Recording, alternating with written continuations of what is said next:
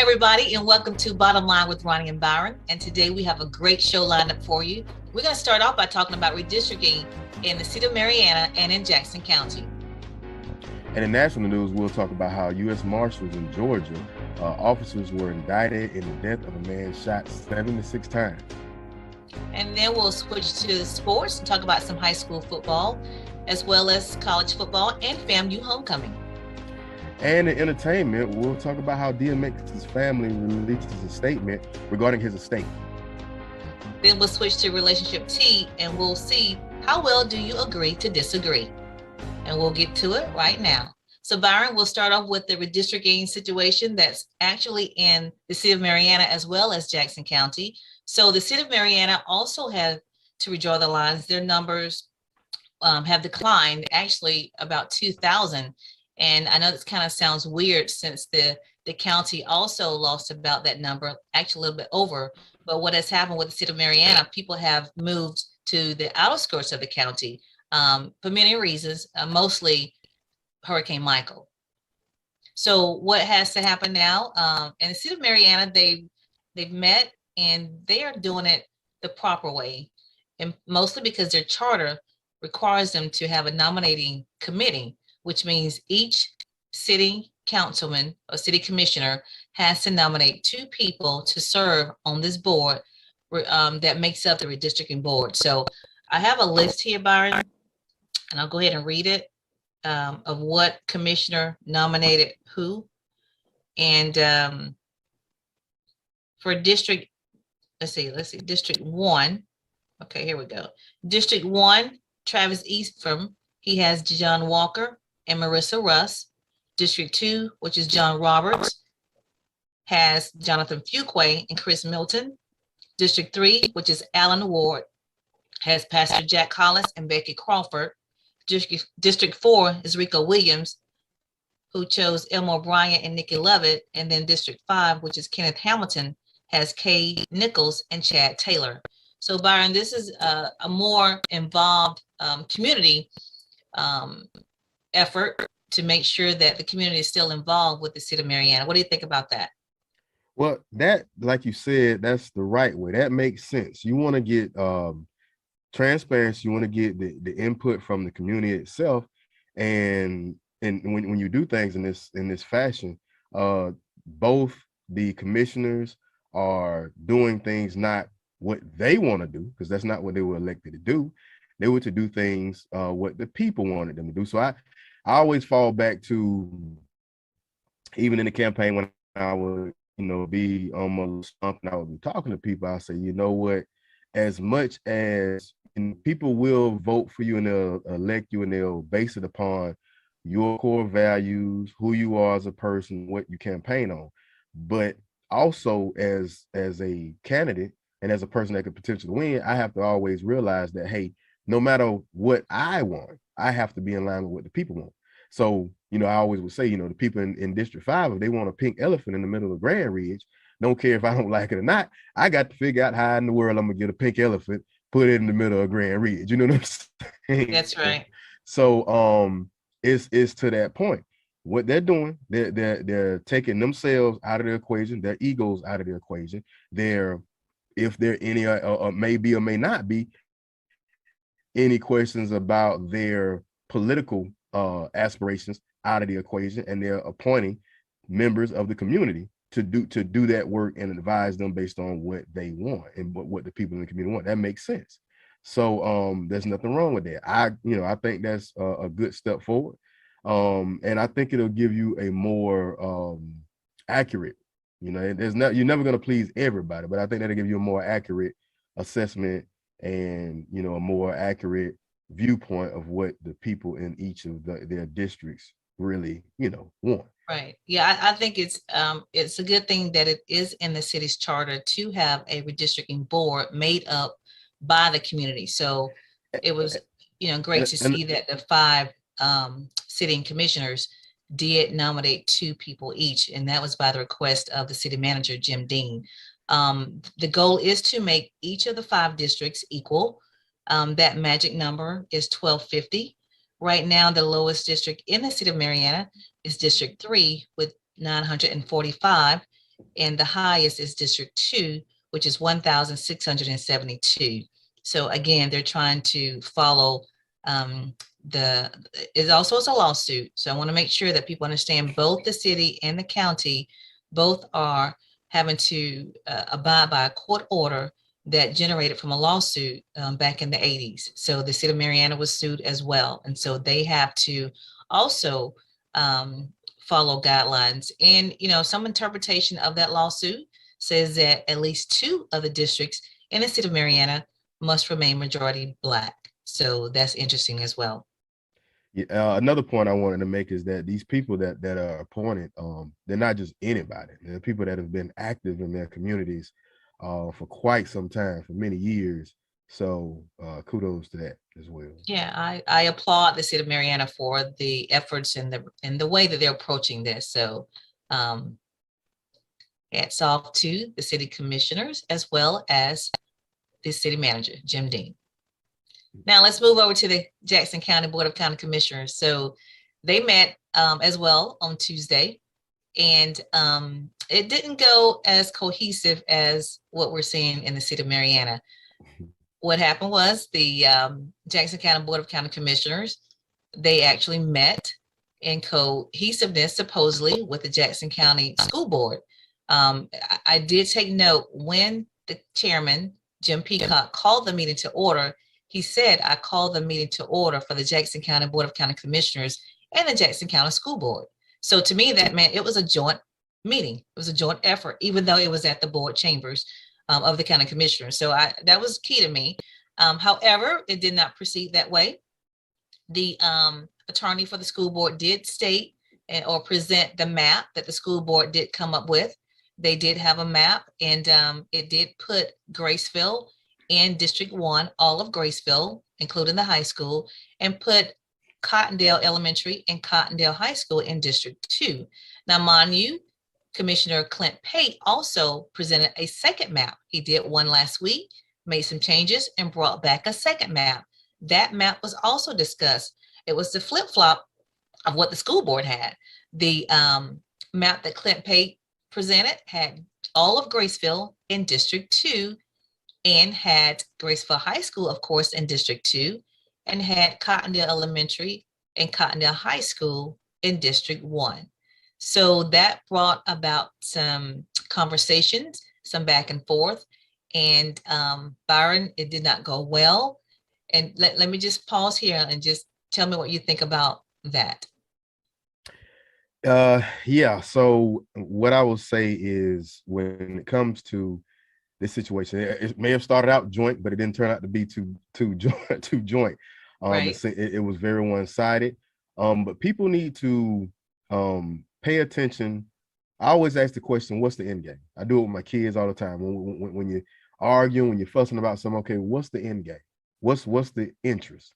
So let's be clear. The interests of the school board representatives are going to be the representation for schools and those students and those parents that live in those districts. Well, what is the interest for the county commissioners, right? And if those two should align, but they're not right now. So, like I said before, intent and purpose. What is the rush? What is the intent of how things are going down and the way they're going down? Ask these questions. I don't think that it'll get you down a positive road. Nevertheless, as once again, I'm always having as citizens of your community, you need to be aware of what's going on, and you have to get engaged. You can't complain and talk about something if you're not being involved in it. And so this process is really seemed like last week things were going in a positive turn, but then this week, if we listen, we'll listen to the bites. It was basically, they did not want to, the county commissioners did not want, well, majority did not want to listen or even look at and anybody else's the school boards. Yeah, it was just we're rolling with the punches. And even when other sides were willing to listen and see what the county commissioners come up with, when the roles reversed, it was cut short. So it's not very, to my opinion, it's not very democratic. It looks like something that's more more of like a dictatorship almost, more of Yeah. a king, King Arthur in the rounds of a knight's table or something. So Well,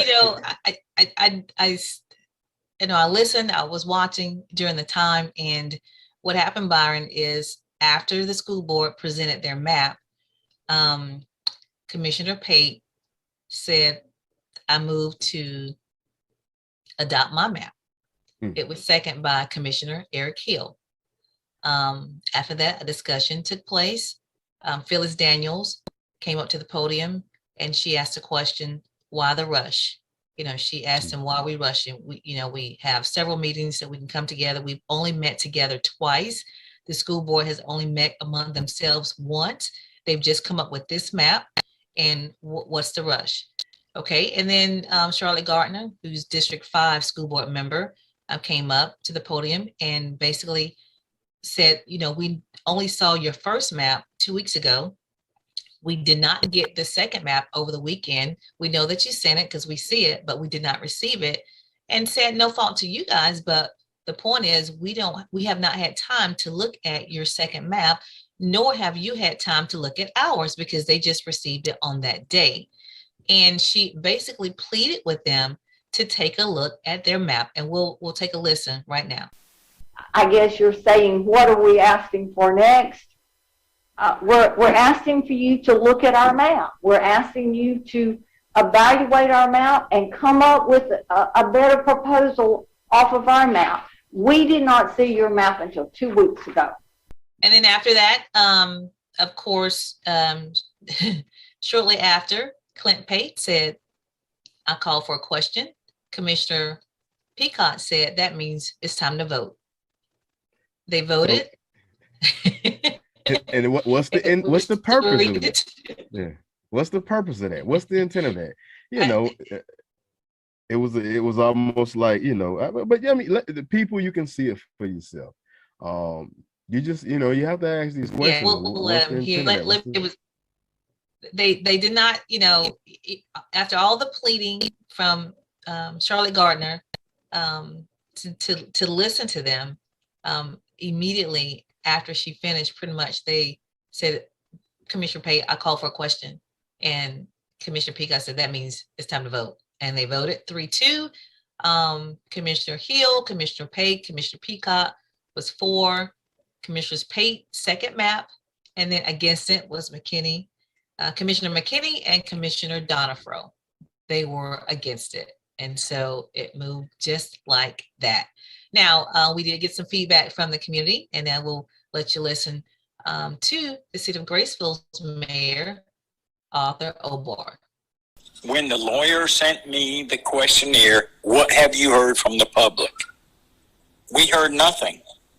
That's when I started asking people, what are your opinions of a split city versus one district? The people I have spoke to said they want the split, because then you have 2 county commissioners that are having to act and respond to your questions versus 1. The school board does not agree with this Pate plan, nor do we. But that's what the county commission has voted in. It was Clint Pate's plan and Terry Nichols' plan from the get-go, not the people of Graceville. The people I spoke to wanted to continue the split city, but now that's gone. They excluded Alex McKinney, who is a graduate of Graceville High School and has been a fair broker for the city of Graceville for the last, year now? I mean, Alex has done nothing but good for us, and they just pushed him out. Wow. That's I mean, he pretty much stated what a lot of people have felt, and the consensus was that it was pretty much a personal agenda that was being pushed, and in this case, it was successful, unfortunately. Now I will say it's not it's not finished. It still has to go through several steps to get approved before the courts. So there is another meeting, a special meeting on Monday, November the 1st at 1:30 p.m. at the board chambers.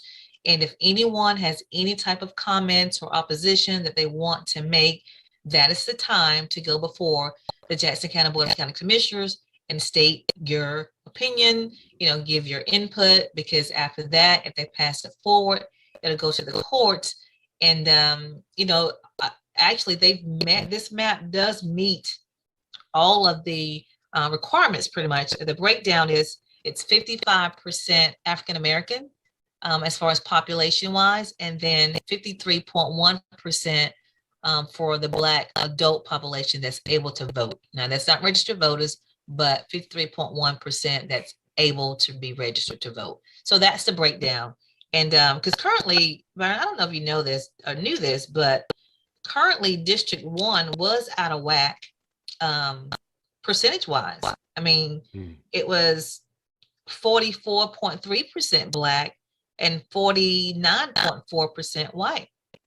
That's the current number. Yeah. So if anybody, and that's population wise. Yeah. And that's another thing I want to point out. So, for instance, myself, I would be in district, according to this new map, I would be in District 1. Yeah. So everyone that's I don't know if everybody paid attention last week, everyone that goes all the way to Flat Road, so that includes Sylvania Plantation, that includes Wintergreen, that whole Two Egg area, that whole Bascom area, all of that would be District 1, which it would strengthen the minority numbers in District 1. But essentially what it does, it almost assures that when it comes to District 5, or when it comes to District 4, and possibly even 3 and 2, you really won't get much of a minority representation, possibly.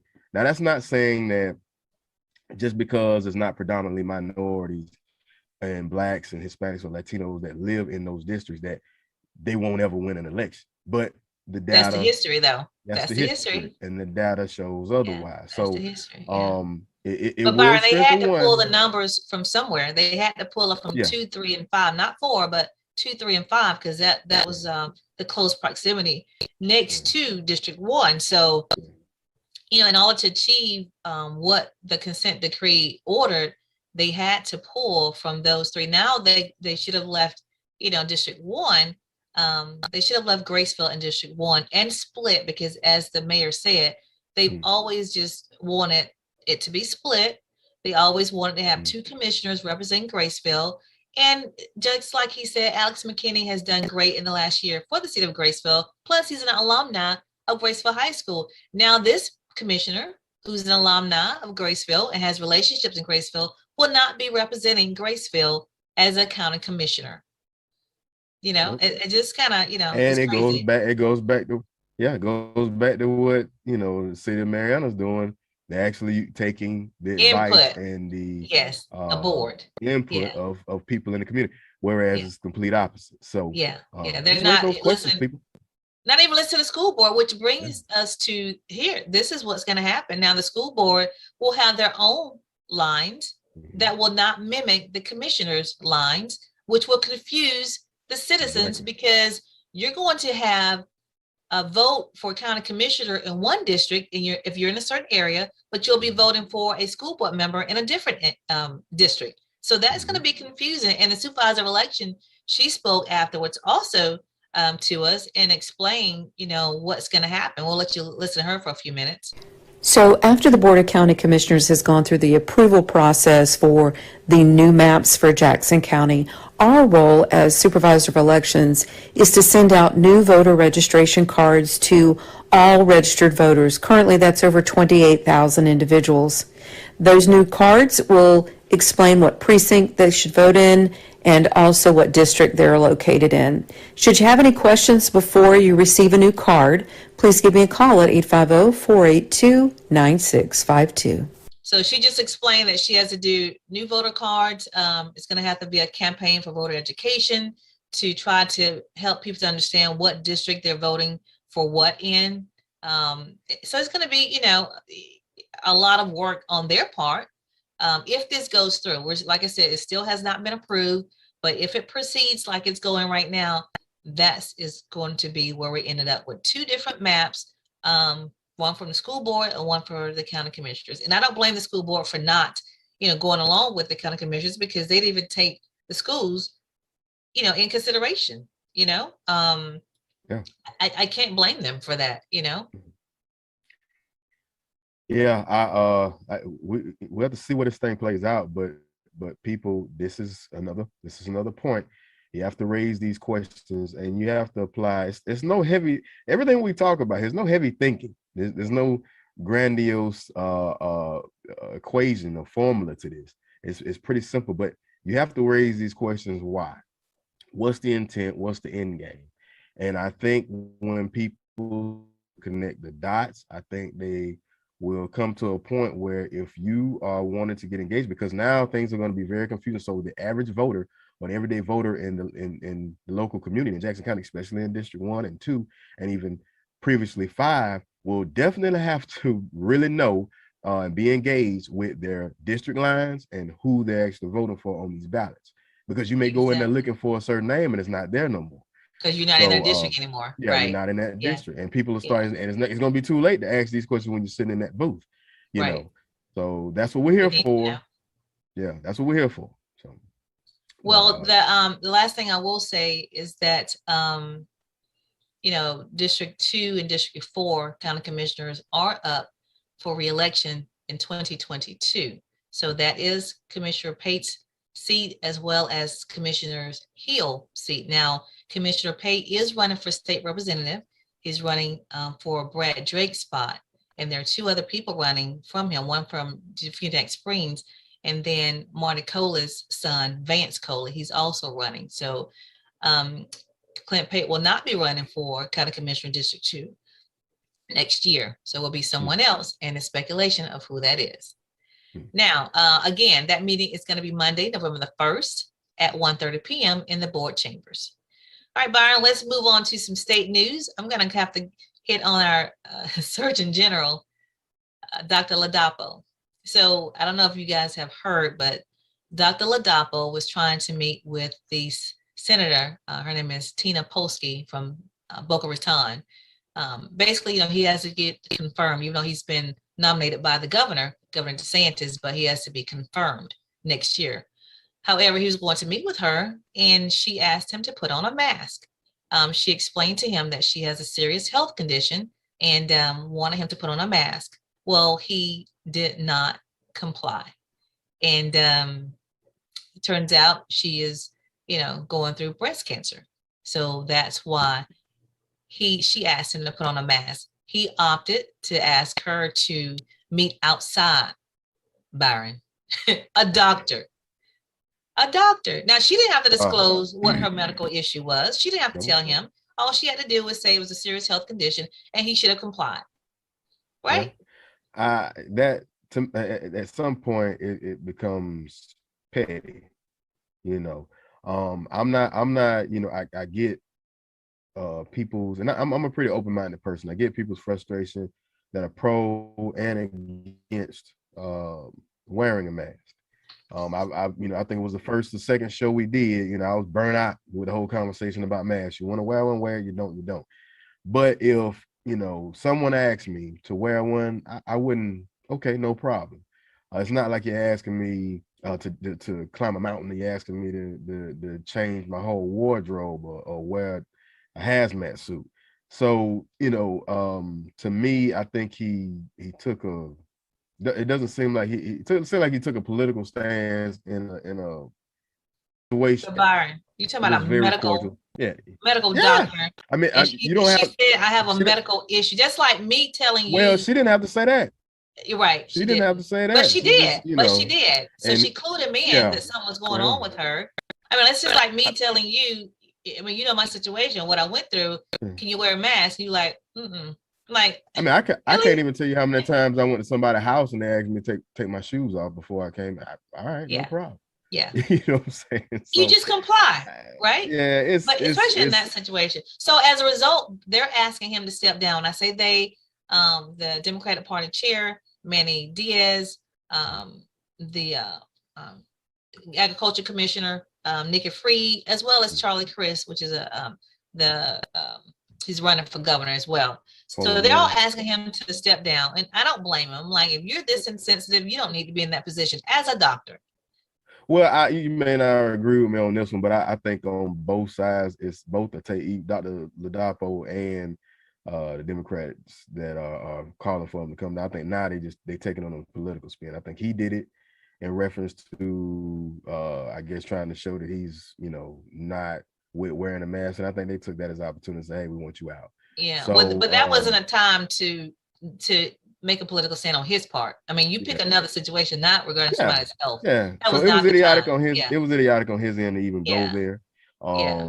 But it definitely doesn't seem conduct becoming of somebody that's going to be a certain gender, because he, just like anybody else that in positions like this, you're not just representing pro-maskers or no maskers. You're supposed to be. This is all about health and the American people. It ain't got nothing to do with whether or not you want or don't want to wear a mask. And you're supposed to be an example. That shouldn't be the hill he wanted to die on. You know what I'm saying? But I think that was the wrong move for that situation. Yeah. He's supposed to be he's expected to be confirmed next year during the session, lawmaker in session. So but even if he's not, but even if they would say it be different? Well, they say even if he's not confirmed, he's allowed to serve for 2 years. I didn't know that till I read it. Wow. Yeah. So even if he's not confirmed, that may be the intent. Well, I know, right? So, but I felt that may be the bottom line. Well, the bottom line is he needs to be more sensitive and have some common sense. Yeah. That's the bottom line. Yeah. But I failed to mention this, that the local and state news is brought to you by Brightway Insurance right here in Marianna.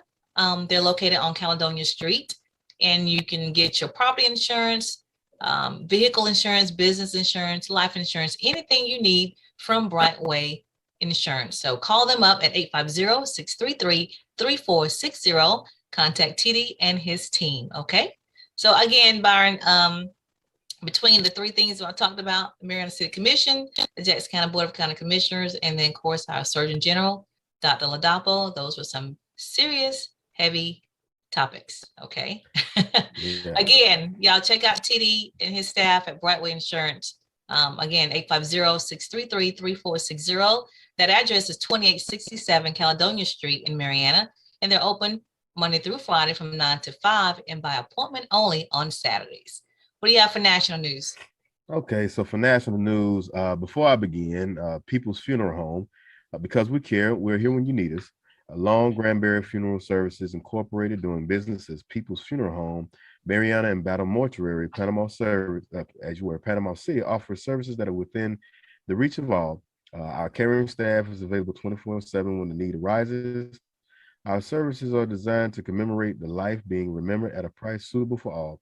Give Cephas and Gwen a call at 850-482-2233 or simply stop by for more information. That's People's Funeral Home.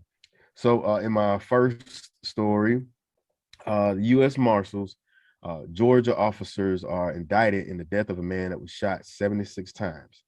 So in East Point, Georgia, grand jury this past Tuesday, they returned an 8-count indictment against these two law enforcement officers in connection with a 2016 killing of a man by the name of Jamarian Robinson, who's 26, 76 times during an attempted fugitive arrest in the Atlanta area.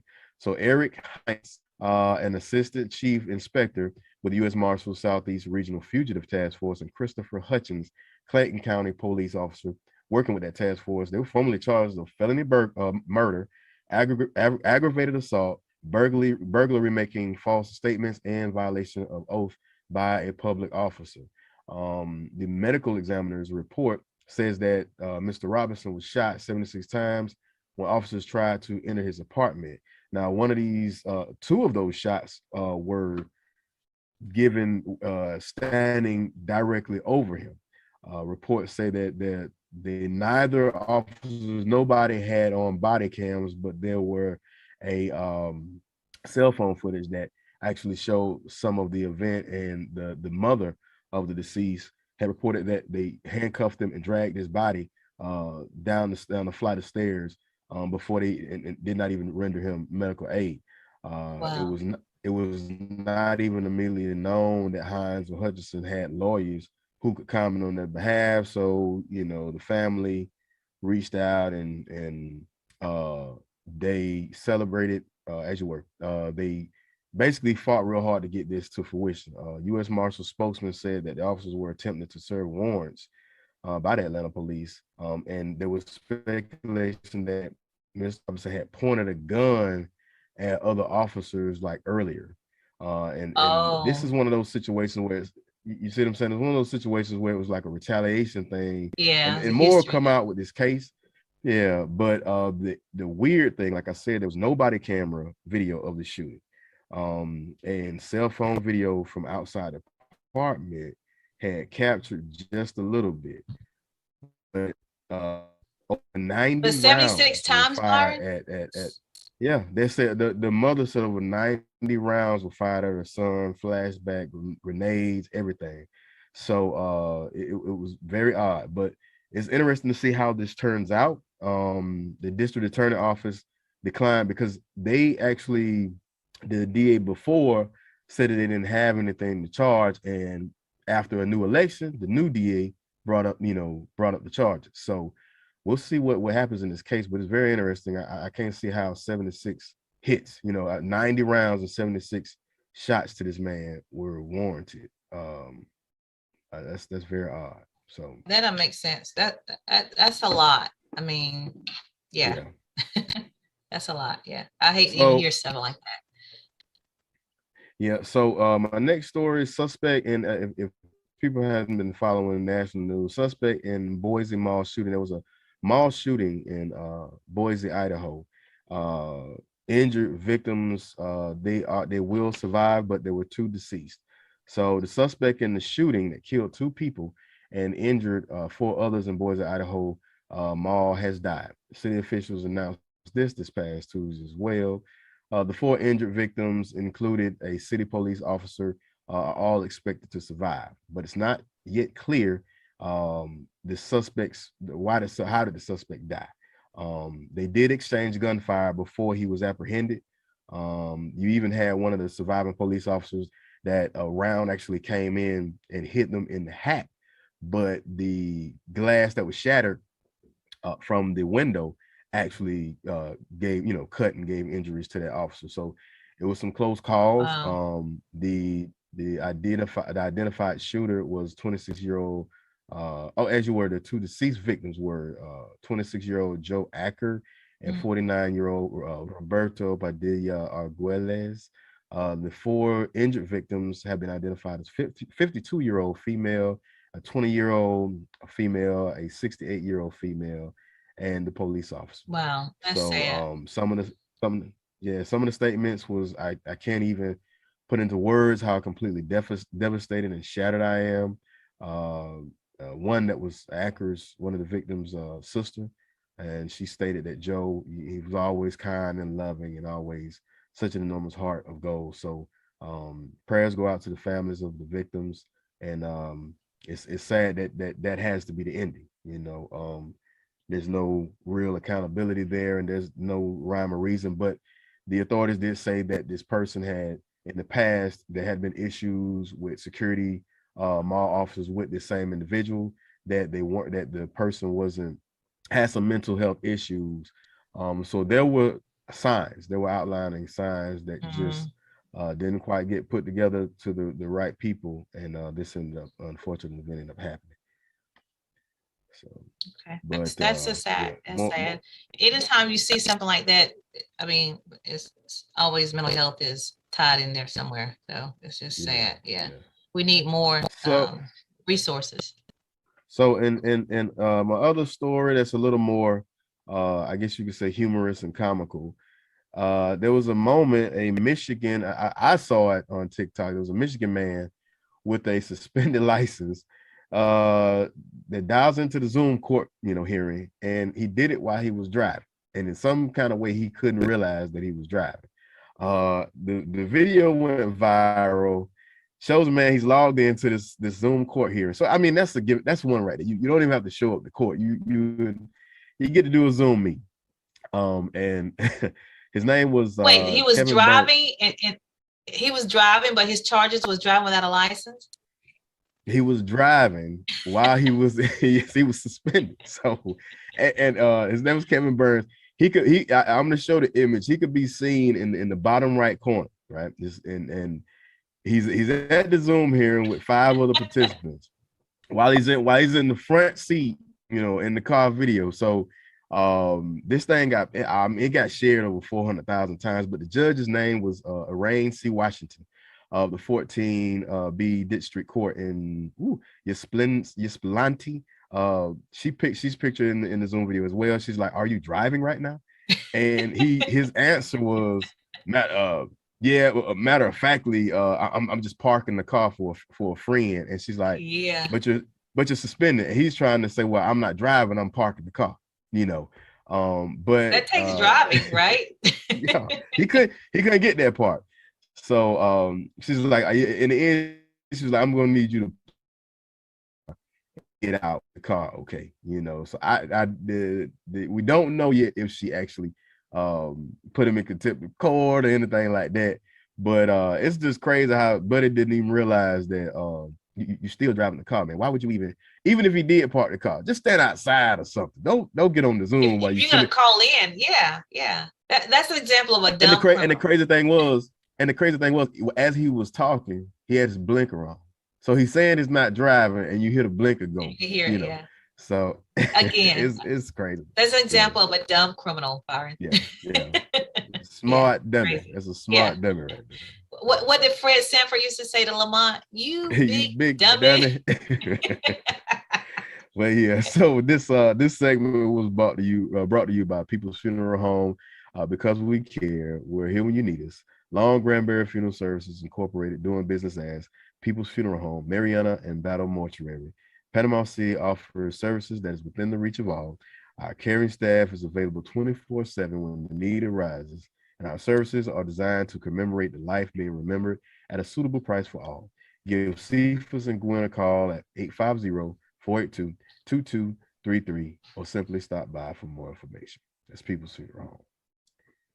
Okay, let's move on to some sports. We have some high school football action tonight. Cottondale is at home against a school called Willingston. I had to look that one up because I wasn't sure where that was, but it's in the Gainesville area. So Cottondale is at home against Willingston High. Graceville is at home against Franklin County. And then Marietta does not play because they are playing Thursday night. They play North Bay Haven right here in Marietta at 7:00 on a Thursday night, November the 4th. And the winner of that matchup will determine the seeding in the playoffs, which is the following week. So make sure we are paying attention to that. But Marietta will play on Thursday night, November the 4th at 7 p.m. in Marietta against North Bay Haven. And the winner of that matchup will go on, will determine the seeding in the playoffs. So you got Chipley. Chipley is at Walton tonight. And then Blountstown is at Hilliard, another school I was not familiar with, but that school is in the Jacksonville area. And then Sneads is at Hamilton County, and that school is also in the Jacksonville area. So they are both on the road. And then you're going to move on to, well, I want to mention this. Last week, Cottondale beat Graceville 48-14. Look at you. In Graceville. Don't put your team out. I see you. I want to mention that. Yeah.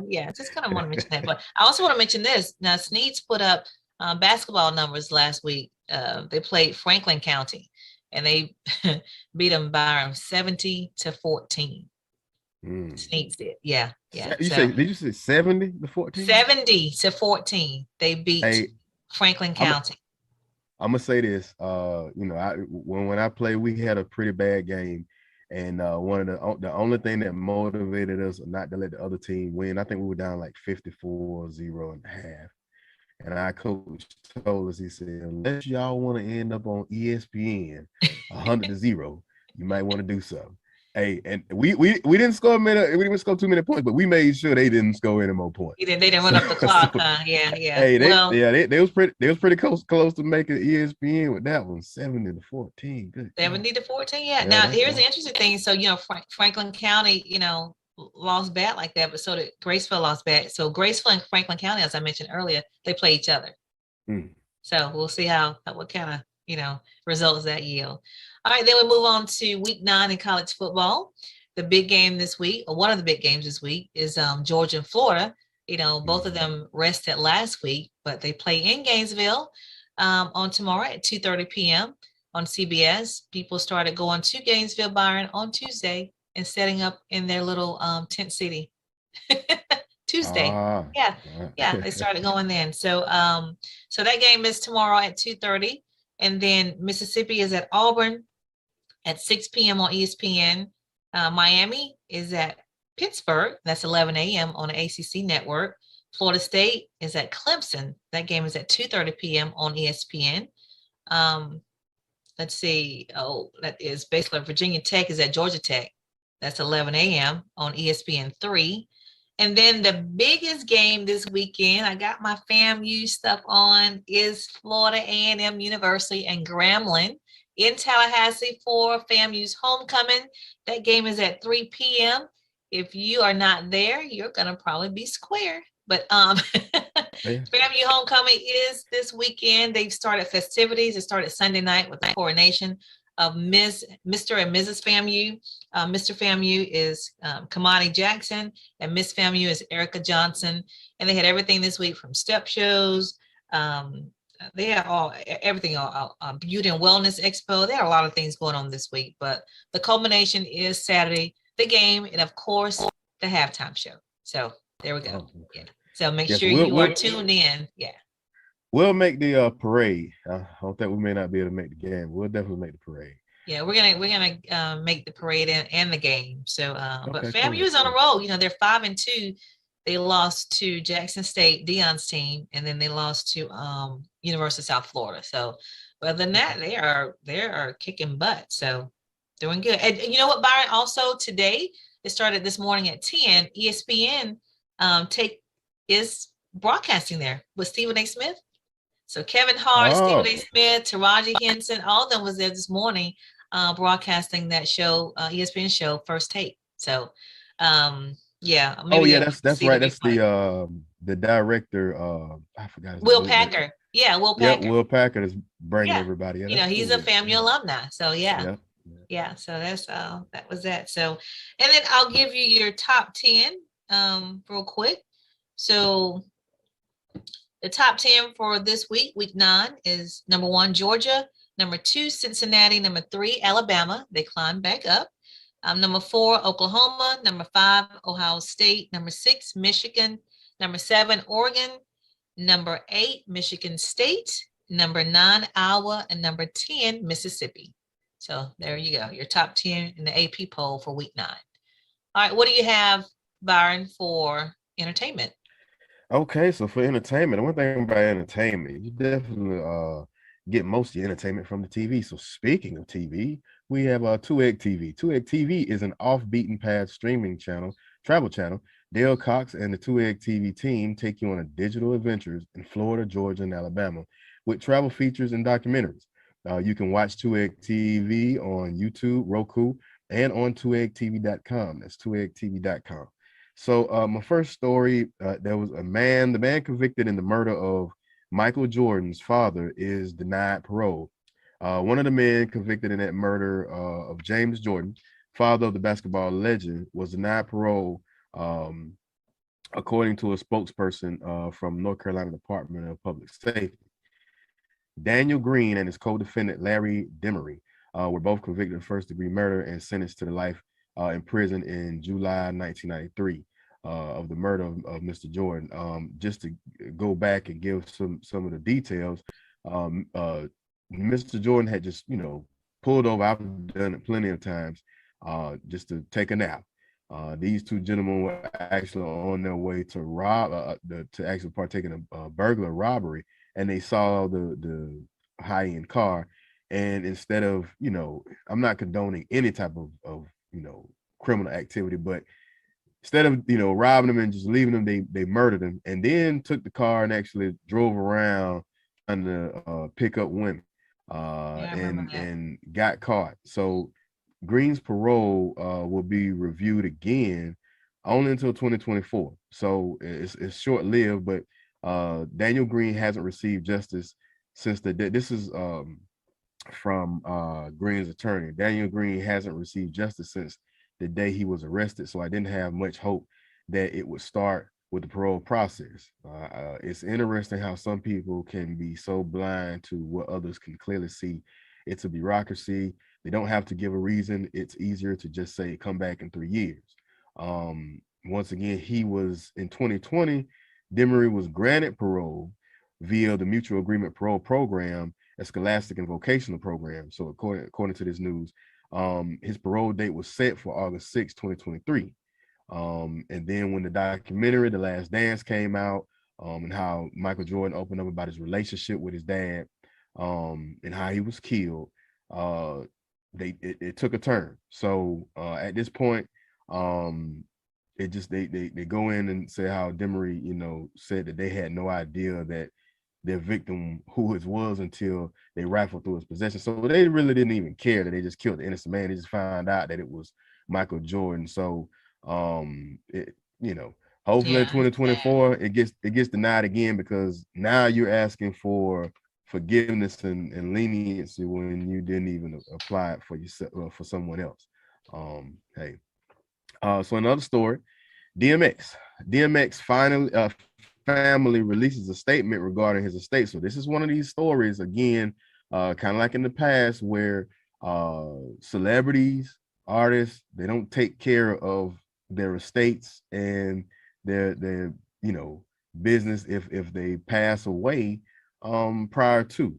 So DMX, it was hard to believe that it was just this past April that he passed. This was, 6 months to the world without the hardcore rap legend. Families issued an official statement stating that, he's not going to be, who's going to actually be in charge of his estate. So now his son, right now, they're saying his son from his ex-wife will be the temporary administrator of the estate, but he has they're saying up to 15 children.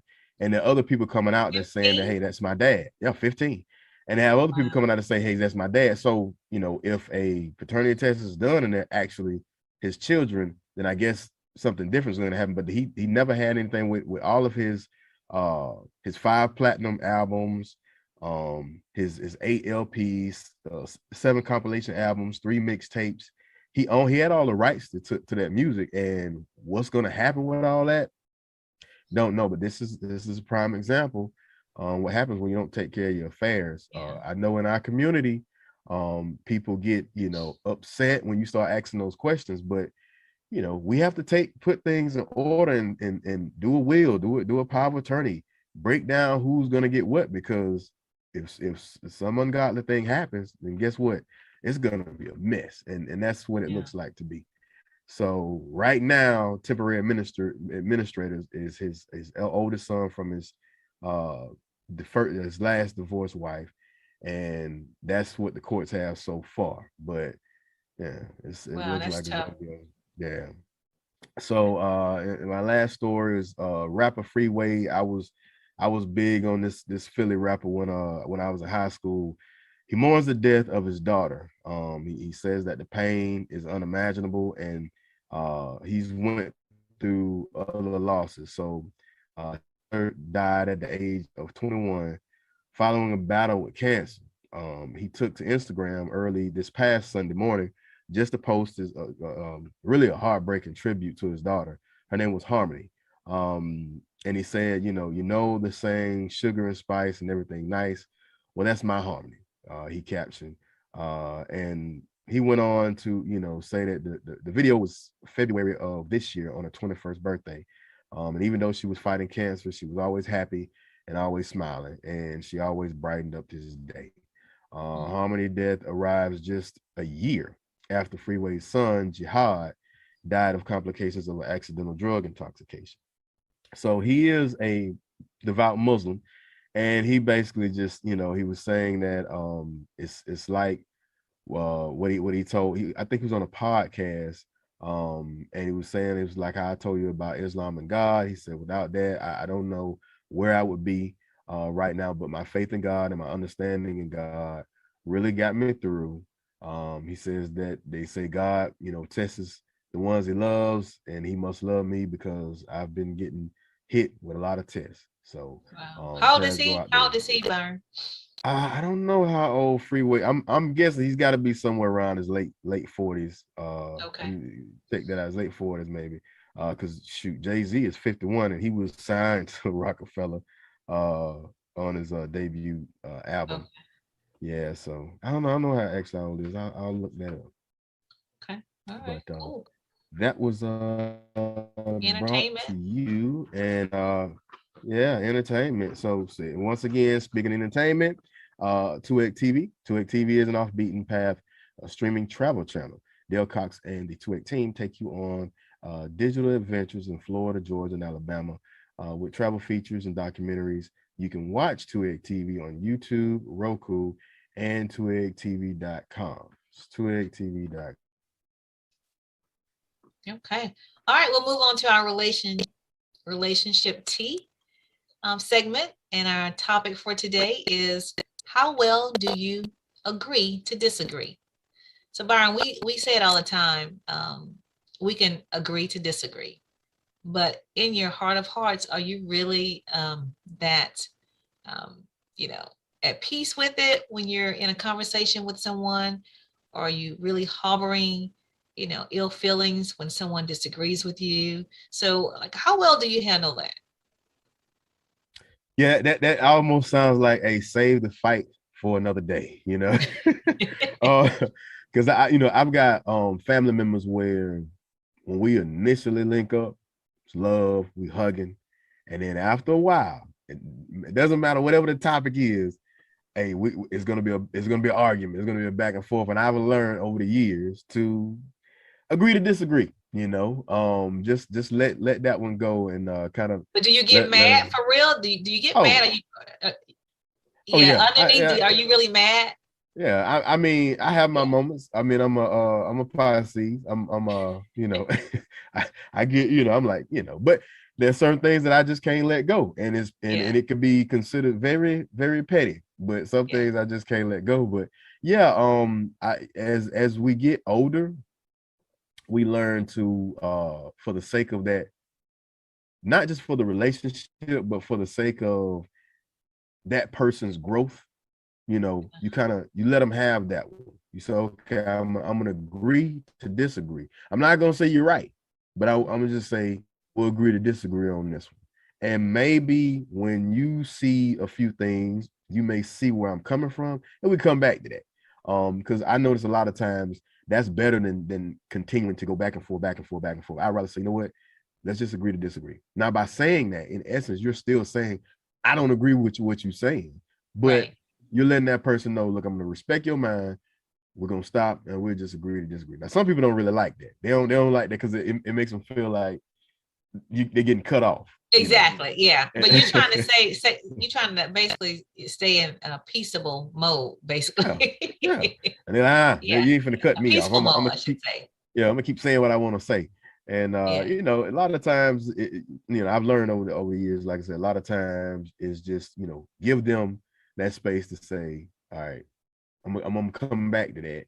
And then they may see your point of view or your perspective, and then say, well, I see what you trying to say. I see what you were talking about.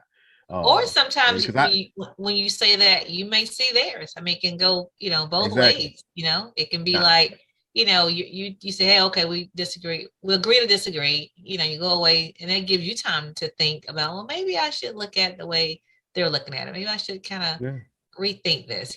So I mean, I think it's a good thing to do that. However, my question was, are you able to do it in a peaceful manner? Like within, I know on the outside you're saying, okay, it's good, but within, are you really like, you big dummy, you don't think that way? Or are you really, Or you really saying like, okay, let's just kind of do this that's within. that's funny you say that, because I got a friend that he'll do that. He'll say we'll agree to disagree, or I'll cut him off and I'll say, well, we just agree to disagree. But he really don't never let it go. It might be 30 minutes later. He'll come with his phone and he'll say, see, this way, he'll Google something and say, see. He might not, he'll just show it to me. And I'm like, oh, you still on it? It might be an hour or two later. I'm like, let it go, man. I'm not gonna go on your side right now. Just let it go. Yeah.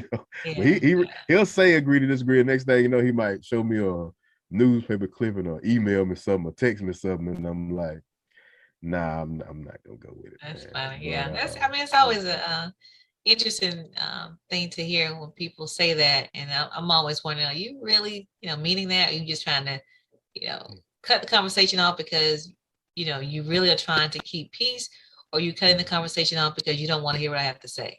So I guess how you do it too. For the person that says it, that says we can just agree to disagree. Yeah. It's how they do it. Because if they cut you off before you even get the first sentence out, you just don't want to hear what I have to say. Yeah, they just cutting you off. Yeah. So. All right. Well, that was our relationship tea topic. And I want to take this moment to thank everyone who participated in the Faith Overfield project. I don't know exactly how many hat wigs were sent, but I know it had to be 50 or more. So it was an overwhelming response to the project. And I want to thank everybody who participated in whatever way. And thank you for sharing the information. Thank you for purchasing the hat wigs, and thank you for sending the positive note to the ladies at the facility that are going through treatment. So again, I just want to say thank you so much from the bottom of my heart. I really appreciate you for doing that. So, all right, Byron, I think we are up against the clock right now. And I want to remind everyone, check out FAMU's Homecoming, whether it's via YouTube, check out whatever the band is showing, or a football game. The football game is on ESPN Plus, so you can check out the game if you're not going to Tallahassee. And so again, thank you everybody for watching Bottom Line with Roni and Byron. We really appreciate your support. And remember, when you know the truth, you can speak the truth. And the light shines brighter when it shines for two. And we'll see you next week.